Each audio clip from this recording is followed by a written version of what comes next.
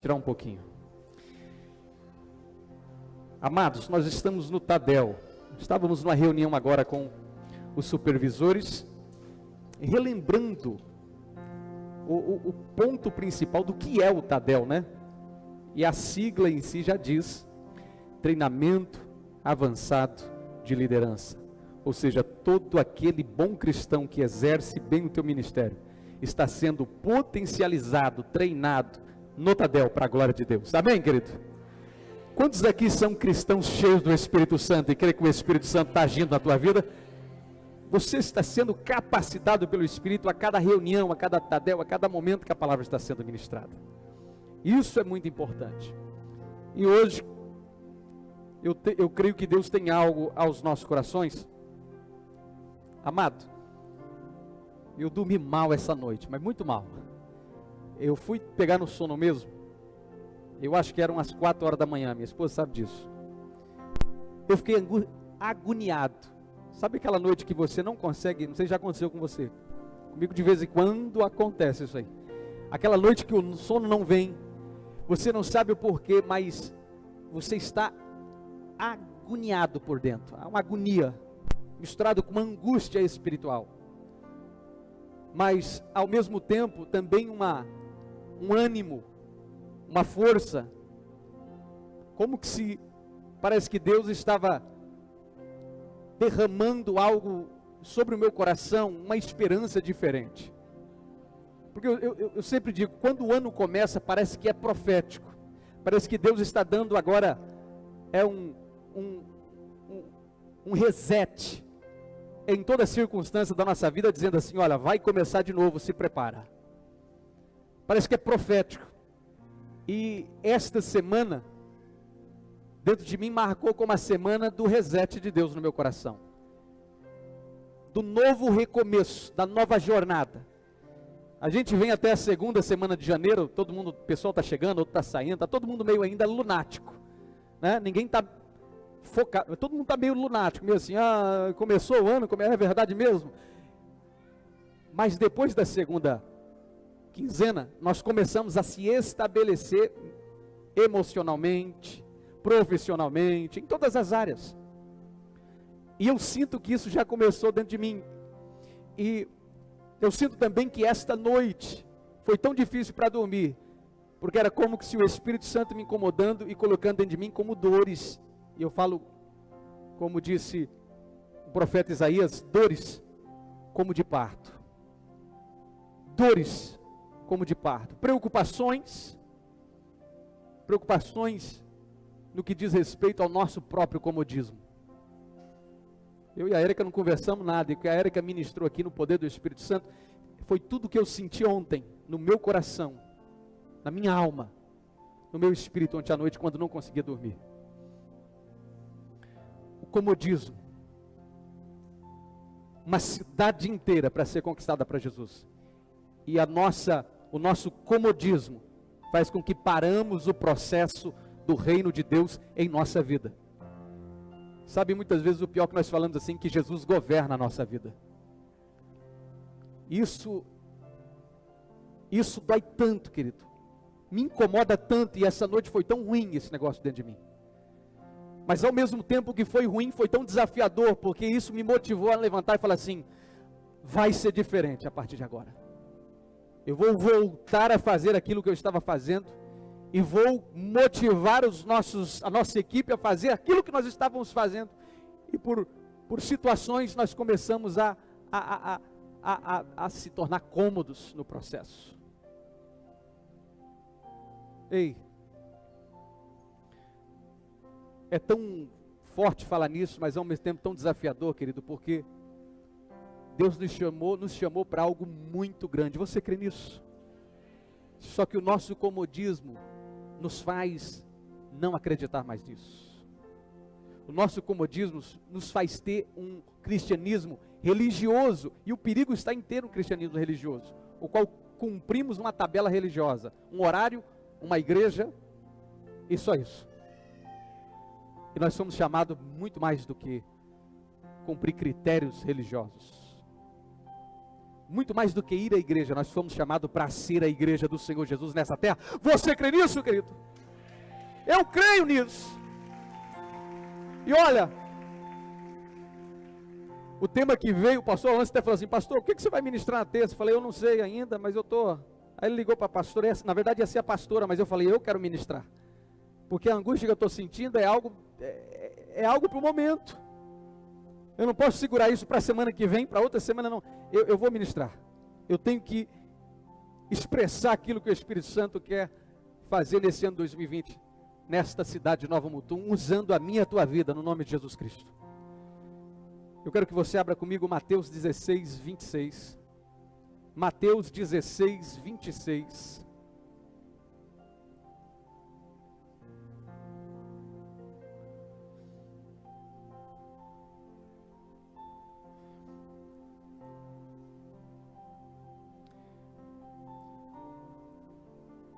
O tema de hoje que eu quero ministrar é o valor de uma alma.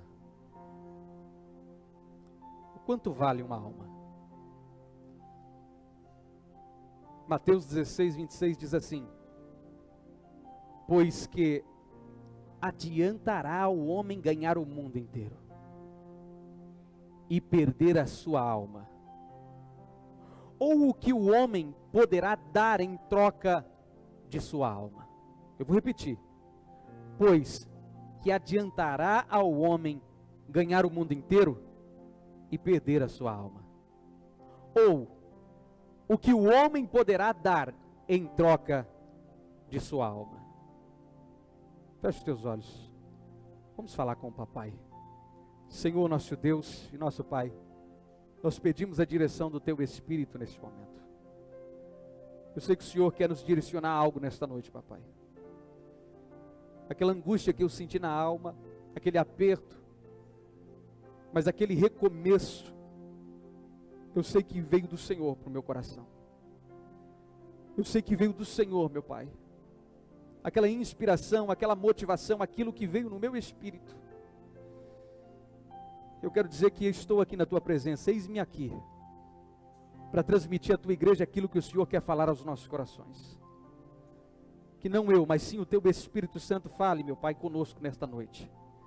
Porque queremos sair daqui tendo a certeza que fomos chamados para um propósito único, que é ser veículo de transformação de vidas nesta cidade. Assim eu peço, assim eu oro, em nome de Jesus Cristo. Amém e amém. A primeira pergunta que eu quero fazer para você, e eu quero que você faça por mão que está na sua direita, e depois você vai fazer com calma por mão que está na sua esquerda, sem pressa, querido. Eu quero que você pergunte para essa pessoa, e ao perguntar, escute a resposta dessa pessoa, ela vai ter uma resposta. Escute.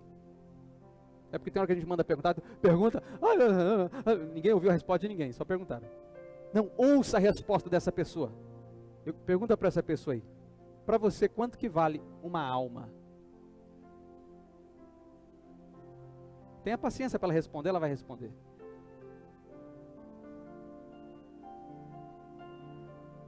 Quanto que vale uma alma?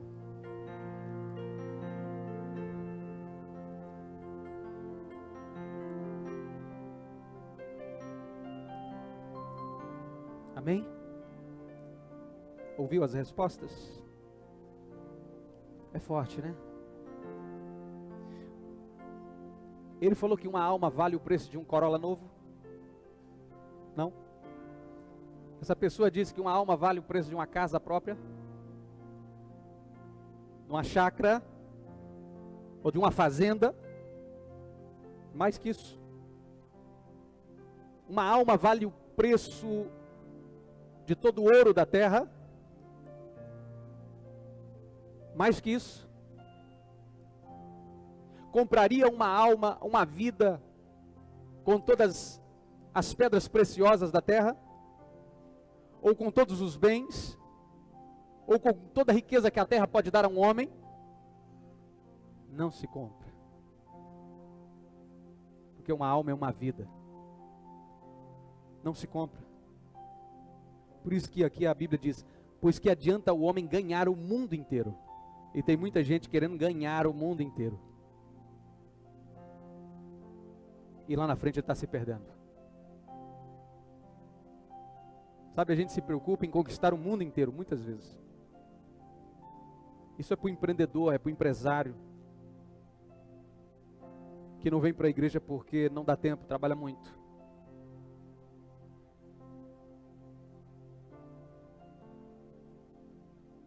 E o versículo ainda pergunta, ou o que o homem poderá dar em troca de sua alma? Tem como trocar por alguma coisa? Não tem. Você quer saber dessa resposta? Você quer saber quem faz essa pergunta dentro dele todo dia? Quem está lá na UTI. E o laudo dele está dizendo que a qualquer momento ele pode morrer. Esse aí se pergunta toda hora, o que eu posso fazer para mim garantir a minha vida? Para nós, muitas vezes, parece que não tem tanto valor essa conversa, mas para quem está no UTI, pergunta para ele o quanto vale a luta pela vida.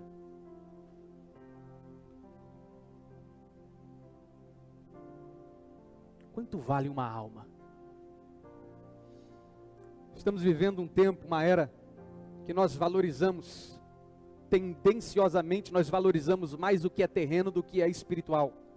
Valorizamos mais do que é temporal do que é eterno. Valorizamos mais do que é supérfluo do que é necessidade. Valorizamos coisas que não têm tamanha importância e relevância em nossa vida. Valorizamos a vida agora e desvalorizamos, não damos crédito à vida que virá eterna. São realidades dos tempos de hoje. Sabe, eu já contei aqui uma vez na igreja, não vou contar a história hoje mas eu já contei a história do Isaac. Quem lembra do Isaac? Que era meu amigo de trabalho, que suicidou-se. Lembra? Quem lembra aí de contar essa história? E eu comecei a entender o valor de uma alma quando eu perdi o meu amigo Isaac no trabalho. Amigo desviado.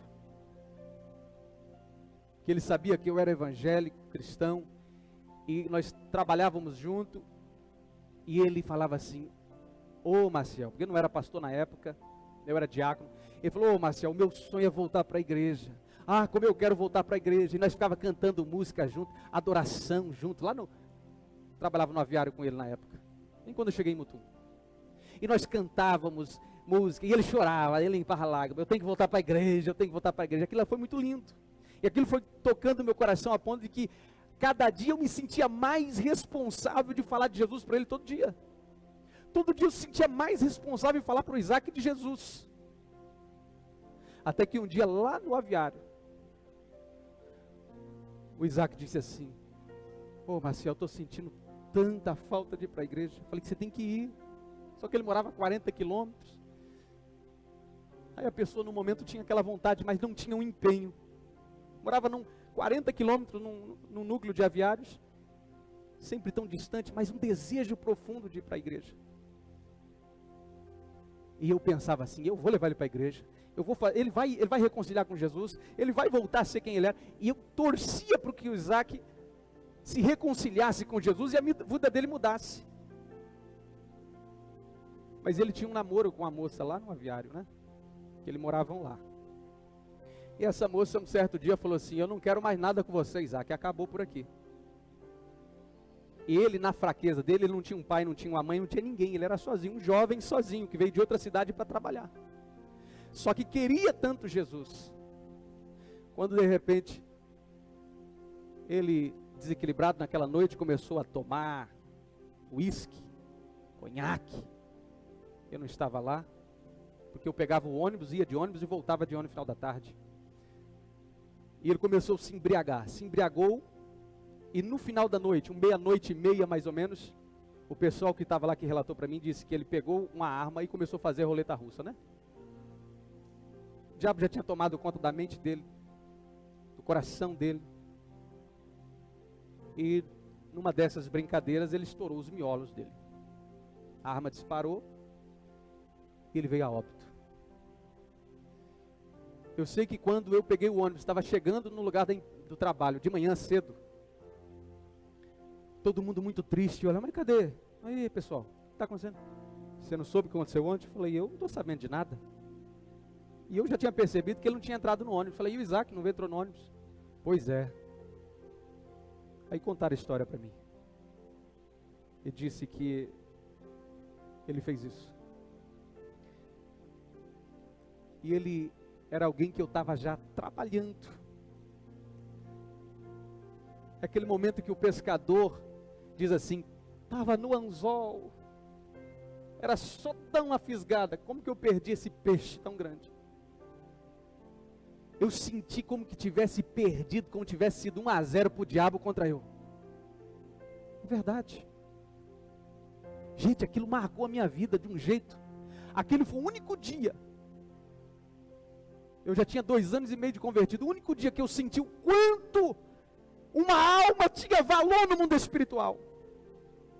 Eu lembro que eu trabalhava chorando, limpando as lágrimas, e trabalhando naquele lugar, e não conformava. Eu falei, Jesus, passou tão perto.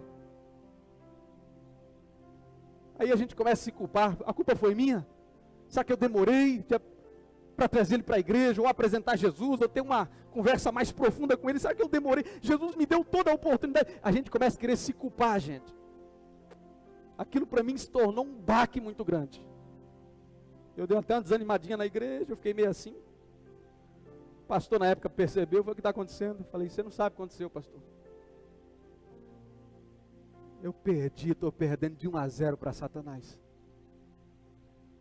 Aí eu contei a história do Isaac para ele. Um jovem muito animado, muito alegre. Só que precisava voltar para Jesus. Quantos Isaques como esse tem passado pela nossa vida, gente?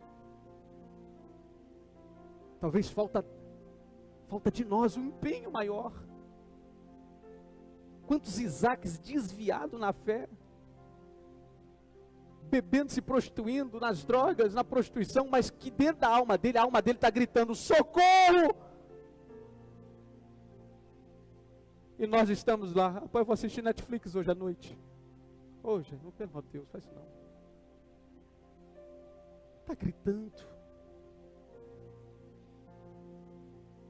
Qual o valor de uma alma?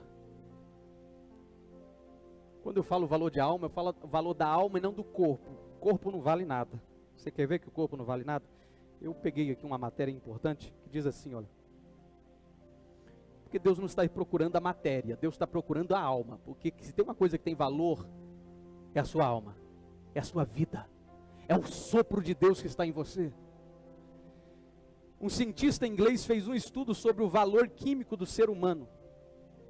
E chegou à conclusão de que o ser humano não vale quase nada.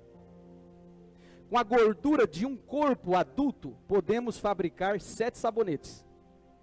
Nosso organismo tem açúcar suficiente para adoçar 1 xícara de café e ferro para fabricar um prego do tamanho médio.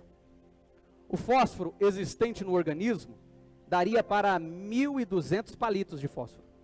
Os cabelos dariam para confeccionar 5 pincéis. Os ossos, depois de triturados, dariam para fazer 4 quilos de adubo orgânico. E as pernas e as unhas, devidamente derretidas, dariam para fabricar um frasco pequeno de cola. Além de outras matérias sem importância. Mais de 40% do corpo humano é água. Se tudo isso fosse vendido como matéria-prima, daria em torno aí de R$100. O corpo humano não tem nada que interessa. Ficou triste, parece? O pastor. Eu sei que é normal, a gente fica assim mesmo, né? Mas é uma realidade. É. Escute. Temos que reconhecer que não valemos grandes coisas. Com R$100 não se compra muita coisa. Claro, poderia argumentar que é possível ganhar um bom dinheiro se prostituindo, ou negociando os órgãos, o rim, o coração, os olhos. É verdade. Mas é um comércio baseado em critérios questionáveis, desumanos e passageiros. O real valor do ser humano não está no palpável, nem num valor relativo do mercado. O valor do ser humano está no que ele tem de mais precioso, que é a sua alma. Se tem uma coisa que é uma moeda valiosa no mundo espiritual, é a nossa alma. Amado, por isso que você vê, a luta no mundo espiritual não é contra a carne ou, nunca foi. Ele não quer saber de matéria. O mundo espiritual não luta por matéria. Somos nós que ficamos correndo atrás dessas coisas temporais, que do jeito que vem, vai embora. Mas o mundo espiritual, ele só negocia aquilo que é eterno. A moeda do mundo espiritual é alma. O diabo tenta destruir o máximo de vidas possíveis, enviando para a eternidade do sofrimento, quanto Deus está resgatando aqueles que se nomeam agora seus filhos, por intermédio de Jesus Cristo, para que vivam a vida eterna. A moeda de negociação, a moeda da luta no mundo espiritual, de todo desafio que se causa, é por causa de almas, vidas. Porque espírito é eterno. Mas o corpo do pó veio e do pó voltará. Volta para a terra. Vira matéria-prima. E aduba os outros que vão vir. Agora, veja uma coisa. Se a moeda de maior negociação no mundo espiritual são almas, existe então um negociador por trás disso. Sempre tem um mercador, um negociador que quer tirar vantagem dessa situação. E esse mercador é o diabo. A Bíblia fala que o diabo, ele é um mercador, um negociador violento. Está no livro de Ezequiel. Ele é um negociador e com o seu comércio violento, a Bíblia diz, ele é um comerciante, um negociador. E ele negocia comigo, com você, todos os dias. Por quê? Porque ele quer ter uma Ferrari? Ele quer ter uma boa casa? Ele quer ter... Não! Ele quer a nossa alma. É simples de entender. Ele é um negociador violento nos seus negócios. E o que ele negocia? Ele é o maior negociador de almas. E o que ele negocia? Ele negocia os cultos da igreja com você. Ele está procurando no final da história a sua alma, só isso. Mas então ele começa a negociar os princípios de culto a Deus. Então dentro de você, rapaz, eu acho que eu estou tão cansado, acho que eu vou ficar em casa hoje, não há. Uma Netflix, HBO, Now, deve ter filme bom, peraí. E a gente começa a negociar princípios que são espirituais. Ele negocia comigo e com você o nosso caráter. E dentro do nosso emprego, começa a negociar o nosso caráter, dizendo assim, só uma vez, quando alguém te chama para um negócio errado, quando alguém te convida para fazer parte daquilo que não agrada o coração de Deus, está fora de princípio, e a gente,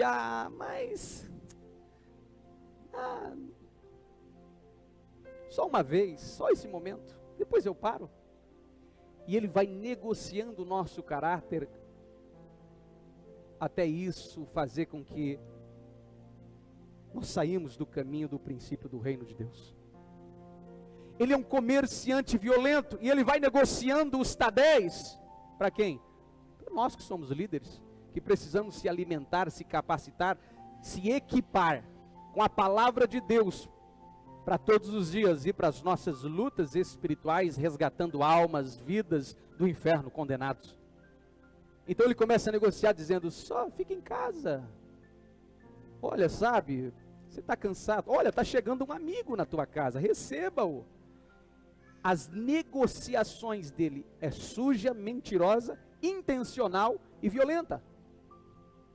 Porque isso vai nos afastando do princípio e do propósito de Deus. Há quem já disse que para estar desviado de Deus, eu estou desviado. Não se desvia porque não está indo num culto ou em outro, mas se desvia porque agora você saiu do propósito. Agora como? Quando você deixa de participar, você vai saindo lentamente do propósito de Deus na tua vida. Ele negocia o quê? Ele negocia o discipulado. Aquela pessoa que não gosta de discipulado, eu respeito. Mas isso é o diabo que está negociando com você, dizendo, não precisa, você é tão experiente, você é uma pessoa tão... Não, você não precisa que ninguém cuide do teu coração, não, você mesmo pode cuidar. Enganoso é o coração do homem. E se é enganoso, então eu não vou confiar em mim mesmo, eu preciso de alguém que me ajude a não cair nos meus erros, nas minhas fraquezas. Não é a fraqueza dele, é a minha. Eu preciso de alguém que vai falar assim, stop, pare aí. Você está passando os limites? Mas o diabo, ele é um negociante violento. Ele negocia também o nosso discípulo, quando nós temos alguém que vamos cuidar do coração daquela pessoa, e o nosso comodismo de novo diz assim, você está tão cansado. Estou usando cansaço porque é a desculpa mais esfarrapada que nós temos. Você está tão cansado, deixa aquele discípulo para lá, ele se vira, ele sabe já o caminho, ele sabe já como caminhar na fé. Você não tem que ficar indo atrás dele toda hora, não, deixa ele lá. E ele está ferido, ele está magoado, ele está triste, ele está destruído por dentro, ele está sem condições de caminhar com as suas próprias pernas. E o diabo fala para o discipulador, fica aí. Então estamos negociando algo muito precioso que Deus colocou na nossa mão, que é o nosso discípulo, e ele tem alma. Ele é um negociador violento. Ele negocia a liderança de uma célula, quando pegamos, daqui a pouco largamos, pegamos, daqui a pouco largamos, desistimos. Por quê? Isso não muda na nossa vida, querido, pegar ou largar. Não, agora o que vai mudar é a convicção que você tem no teu coração. Quando você largou, você está declarando no mundo espiritual, eu não tenho convicção. Eu não sei quem eu sou, eu não sei o que eu quero. Então, a Bíblia fala que pela fé nós somos salvos em Cristo Jesus. Mediante a fé, sem fé nós não temos como alcançar a salvação que está na graça. Mas se mediante a fé nós alcançamos a graça da salvação, e sem fé é impossível agradar a Deus, então se eu não sei quem eu sou e o que eu quero, automaticamente eu estou perdido espiritualmente, então eu não tenho certeza se vou para o céu. Por quê? Porque o diabo negociou a minha fé comigo. Pedro começa falando, fiquem firmes na fé, não desistam. Há irmãos como vocês que estão também pelejando nas suas lutas de cada dia, mas não desistam, continuem na fé. Depois ele diz assim, pois o diabo, vosso adversário, ele anda ao seu derredor, caçando um que ele possa dragar. O diabo não draga pessoas, o diabo draga almas. E como eu destruo a tua alma? Vou colocando no lugar do diabo agora. Quando eu destruo a tua fé, por isso que Pedro está falando, fiquem firmes, não percam a tua fé, tenham esperança, porque o diabo, vosso adversário, ele vai dragar a fé, e quando ele dragar a fé, nós perdemos a nossa alma. Porque a única coisa que tira o homem das mãos do Senhor é a falta de fé. Sem fé é impossível agradar a Deus, não há relacionamento com Deus sem fé. Não tem como eu receber a promessa da salvação sem fé. Não tem como eu me tornar filho de Deus sem acreditar que agora eu sou filho de Deus. Sem fé é impossível agradar a Deus e não tem como. O diabo é um negociador violento quando ele negocia o nosso chamado. E ele negocia todos os dias. Porque a primeira coisa, quando cansamos, nós queremos culpar o sistema, a igreja, de estar, eu estou cansado porque eu estou fazendo tanta coisa na igreja, pastor. Mas eu garanto, se você somar a sua hora de trabalho, a sua hora de dedicação para as coisas do Senhor, o tempo de Deus não vai dar 10% do seu tempo total de trabalho. Na verdade, nós estamos trabalhando muito e dedicando pouco a Deus. Mas se tem alguém que tem que levar a culpa, agora é Deus. Então a primeira coisa que abrimos mão, se tivermos estressados, cansados, é das coisas de Deus, não é do nosso trabalho. Por quê? Porque o diabo negocia dentro de nós, dizendo assim, tu vai passar fome, vai faltar tudo na tua mesa, vai trabalhar, faz hora extra, sim, faz, você precisa, a igreja não vai te sustentar. Porque nós nunca ficamos satisfeitos com o necessário, nós queremos acima do que é necessário. Isso tem um preço muito alto.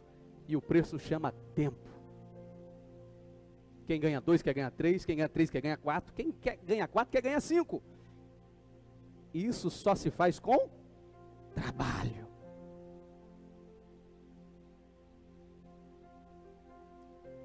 O diabo é um negociador violento.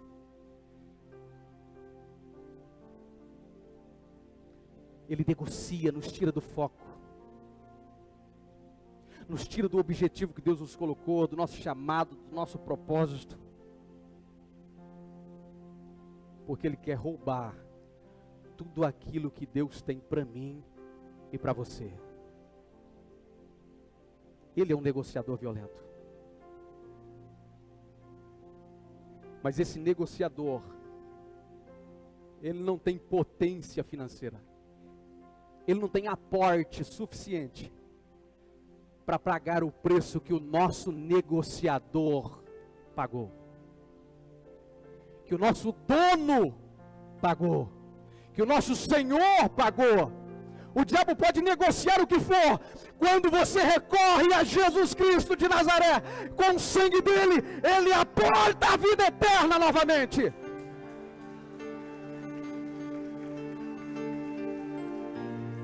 Porque ele é um negociador, mas ele não suporta a força do sangue de Jesus, que pagou o maior preço, o alto preço, o valor mais estimado entre tudo e todos. Foi Jesus que pagou na cruz do Calvário por mim e por você. Então esse negociador violento, quando estamos recorrendo ao Senhor dos Senhores, ao Rei dos Reis, ao Mestre dos Mestres, estamos recorrendo àquele que é o carpinteiro de Nazaré, estamos recorrendo ao nosso Senhor, ele se cala, o negociador violento se cala, ele se fecha, ele se encolhe, e Jesus vem e paga com alto preço. Ele diz para Satanás assim, ó: acabou. Eu os comprei com meu sangue naquela cruz. Acabou. Você não pode mais negociar a vida deles. É minha. Só quem pertence a Jesus dá um glória a Deus bem alto, querido, para estremecer o inferno.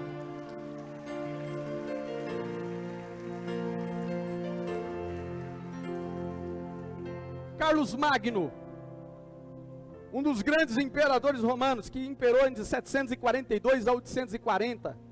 Carlos Magno era um homem muito conhecido na Idade Média, dos mais famosos imperadores, dos mais conquistadores de terras, de províncias, de países na Europa e na Ásia.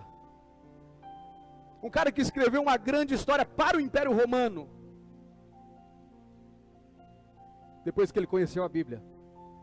Historiadores dizem que ele pediu para que quando ele morresse, ele fosse enterrado com vestes reais, assentado num trono de mármore, entrelaçado com as vestes, uma Bíblia no teu colo e o seu dedo indicador no versículo de Marcos, foi isso mesmo, Marcos 8:36, o dedo em cima assim, ó. Ele falou: faça isso comigo. Quando eu morrer, me coloque sentado num trono de mármore, com as vestes reais, e o meu dedo indicador em Marcos 8:36. O que diz Marcos 8:36? Diz assim: pois que aproveitaria o homem ganhar todo o mundo e perder a sua alma. O homem que mais conquistou para o Império Romano terras e territórios. Ele na velhice, na ânsia da morte, ele conheceu a palavra, ele disse: o que adiantou? O que adiantou? Quantas pessoas morreram no império dele? Quantas pessoas foram mortas em nome do governo romano, do Império Romano? Do grande Carlos Magno, que se tornou tão pequeno quando leu a palavra de Deus e viu que ele não era nada. Quantos? De que adianta? Se uma chácara não compra, uma fazenda não compra, os melhores carros do mundo não compra, as casas, nada compra. o valor de uma alma. Eu quero passar um vídeo para você neste momento. Quero que você preste atenção. Está tudo ok aí, galera? Pessoal, tá bem? Preste atenção nesse vídeo, querido. Vai falar algo ao teu coração.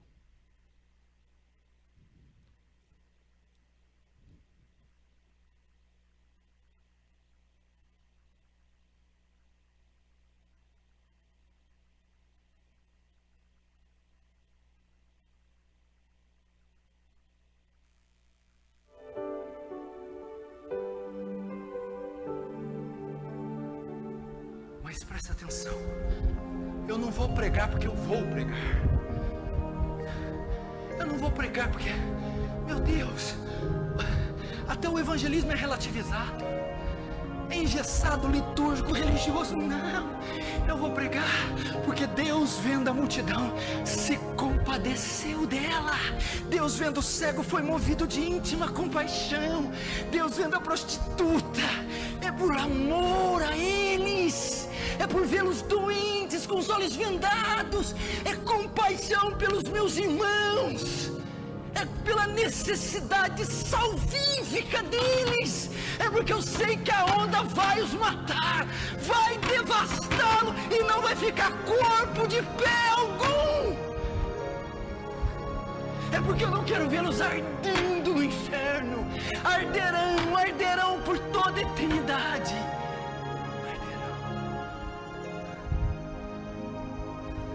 Eles estão lá esperando você. Estão lá sentados agora, na frente de um televisor, só esperando você pregar. Estão esperando você pregar. Prega. Não espere o velório deles, porque a Bíblia diz que todos comparecerão no tribunal. Nós estaremos lá. Os salvos serão julgados, mas não serão condenados. Você já imaginou? Você assistiu o julgamento da classe que você estudou inteira, a quinta A inteira condenada, a sexta B, a sétima, o primeiro colegial inteiro, a turma do direito inteira, aquela vizinhança inteira, aqueles tios inteiros. Fiz? Não fiz nada. Não fiz nada.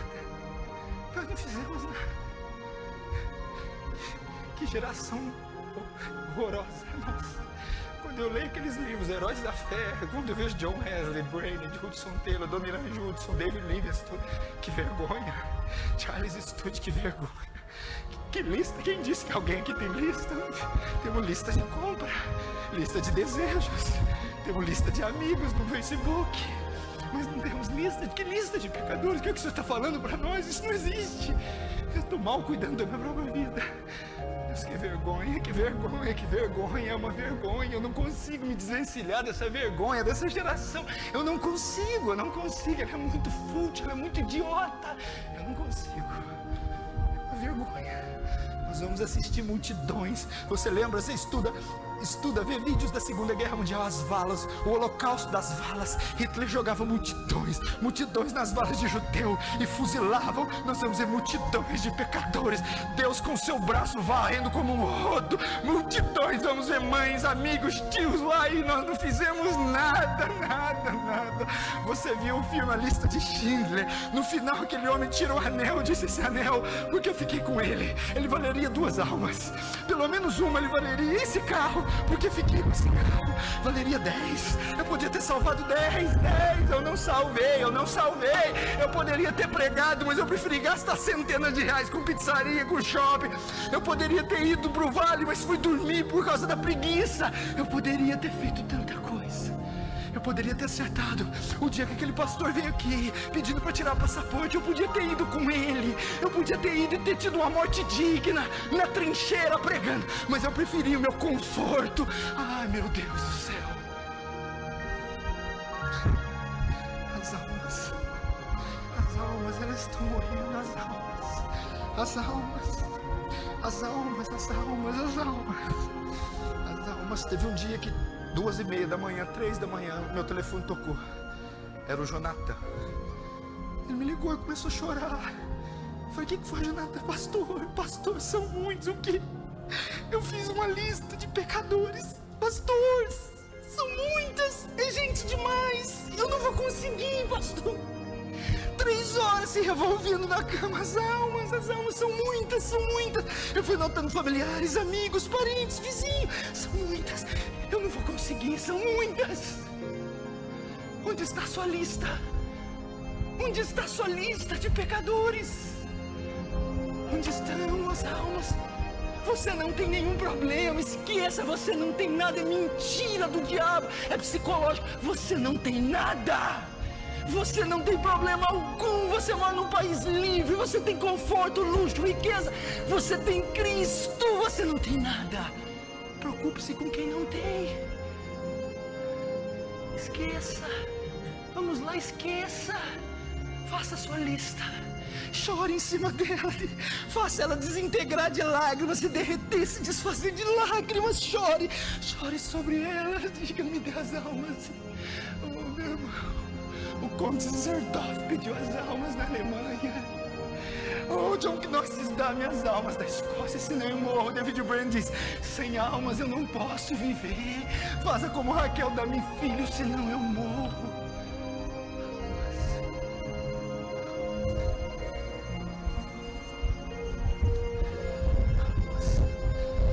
Elas estão morrendo. Elas estão morrendo. Elas estão morrendo. Elas estão morrendo.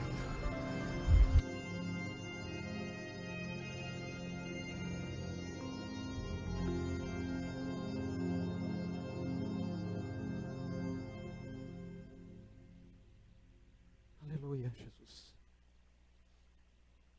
Olha que forte, querido. Aonde está a nossa lista de pecadores? Como ele disse, nós temos lista para tudo, para o mercado, para a nossa lista de eu tenho que ganhar essa pessoa para Jesus, eu vou ganhar, em nome de Jesus eu vou ganhar ele, fulana, Maria, o Antônio, o Manuel. Nós não temos. Nós estamos focados no reino de Deus? Nós não temos.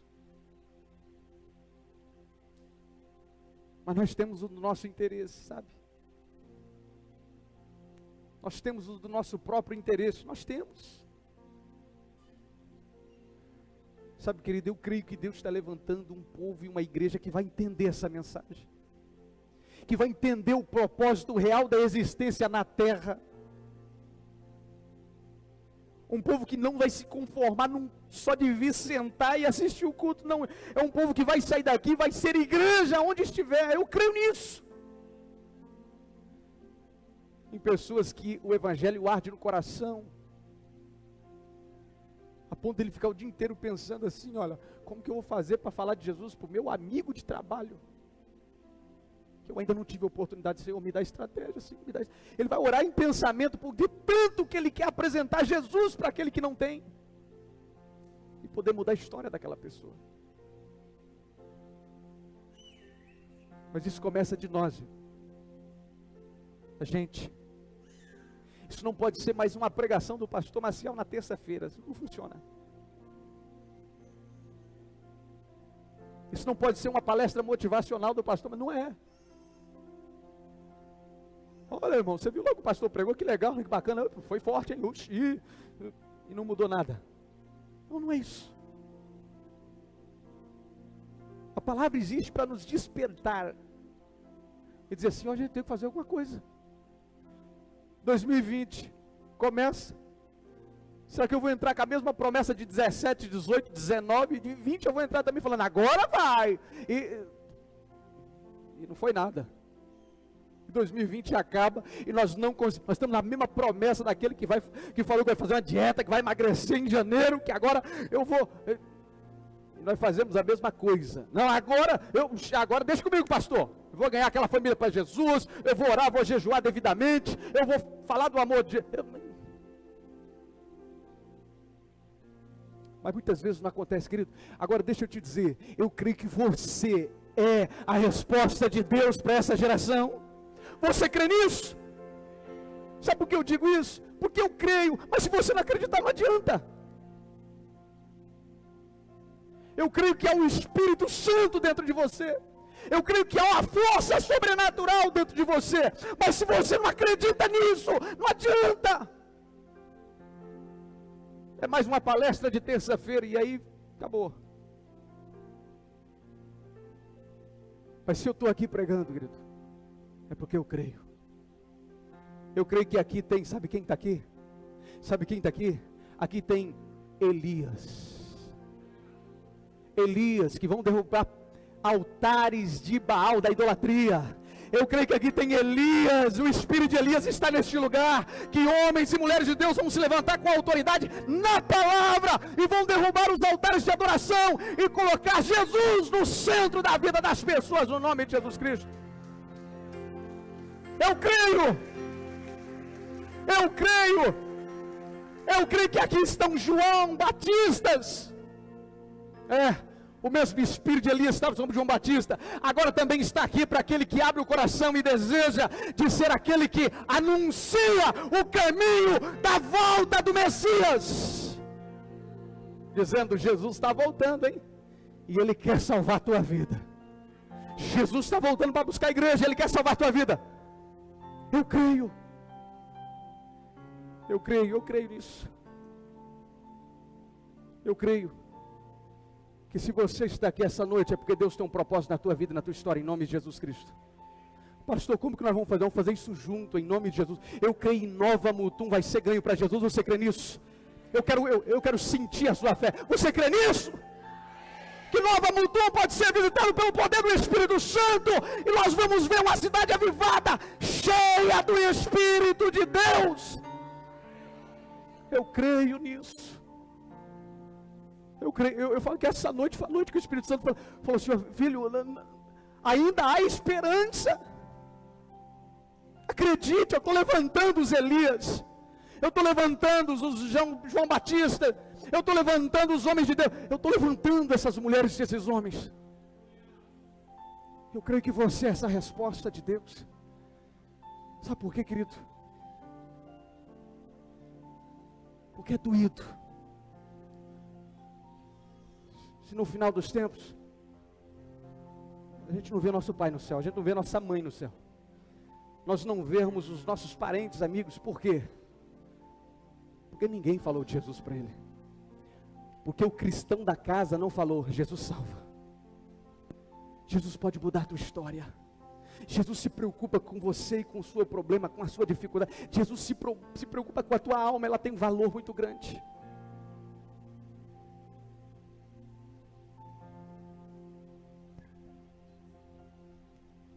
Eu falo que é o momento. Janeiro começa, e é o momento de posição, querido, de convicção, querido. Não vamos colocar obstáculos, nós não vamos fazer mais isso. Ah, pastor, eu não posso porque o senhor sabe, né? Não, eu não sei, não tem como eu saber. É cada um que sabe da sua realidade. Nós não vamos colocar mais obstáculos para isso. Nós vamos, em nome de Jesus Cristo, avançar como igreja do Senhor. Você crê nisso? Eu posso contar com você? Amém? Só para me agradar, um amém de verdade, para que seja selado nos céus e na terra. Amém. Amém. Eu quero convidar você para uma oração. Se coloque de pé, meu amado. Eu pisei nesse relógio umas 2 vezes, deixaram aqui, ó. Quase que eu caí uma vez, eu falei com você assim.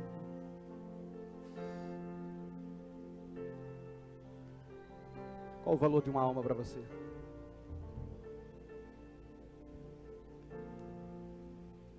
Qual o valor de uma alma para você?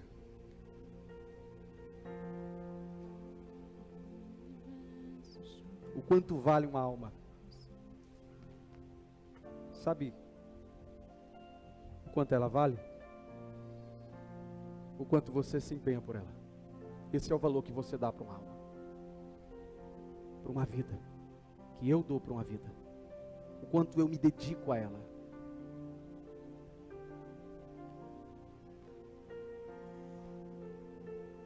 O quanto a sua vida valia para Jesus. O quanto a minha vida valia para Jesus. Ele declarou para nós o quanto nós valíamos a Ele na cruz do Calvário. E foi um alto preço. A nossa vida valia mais do que a própria vida dele. Ele declarou isso. Ele entregou a vida dele para valorizar a mim e a você. Se Jesus fez isso, é tão difícil a gente fazer isso agora por Ele, pelo nosso próximo que está perdido. Em dedicar nosso tempo, sacrificar as nossas vontades por amor ao nosso próximo. Não é difícil, gente. Mas só entende isso quem está cheio do Espírito Santo. Quem não tem o Espírito Santo só vem à igreja, querido. Não sente nada no negócio. Você fala, pai, eu não senti nem. Eu quero que vá para o inferno esse povo mesmo. Ixi!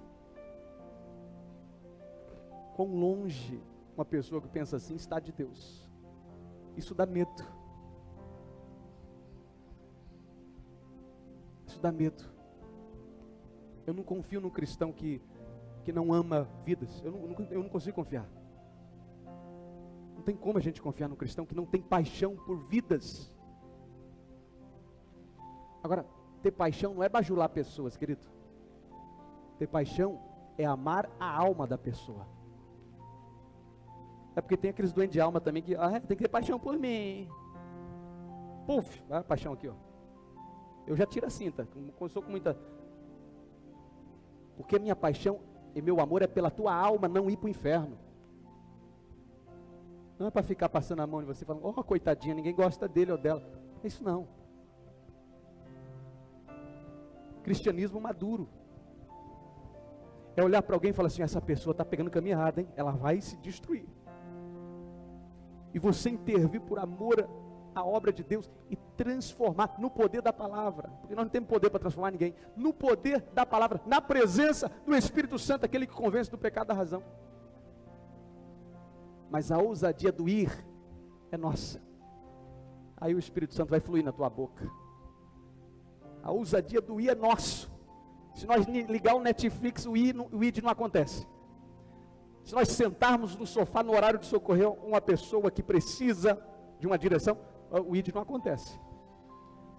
Se nós fecharmos a porta da nossa casa, na hora que era para abrir, para receber irmãos e irmãs, o vizinho que não conhece Jesus ainda, a vizinha da direita, o amigo, o parente, o ID não acontece se fechar a porta da casa. O ID é isso. É se tornar a igreja de Cristo. Vamos orar.